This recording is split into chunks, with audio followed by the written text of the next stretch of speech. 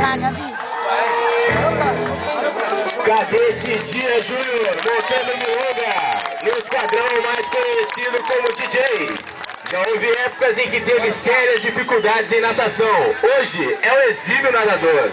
Dizem que entrou para a cavalaria por cota, mas é um dos cadetes que mais se destacam no esquadrão em amizade, companheirismo, TFM e quanto equitação bom.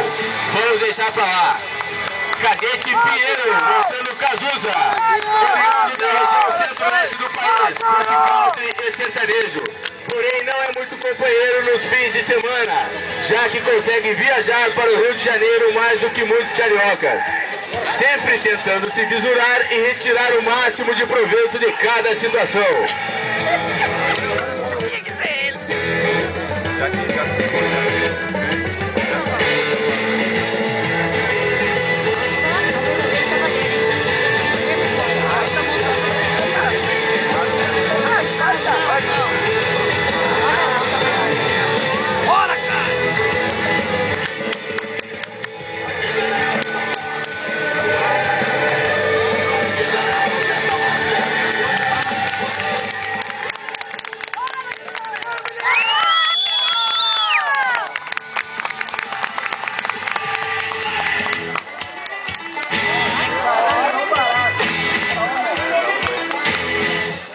Até agora foi o Boaz e Átila.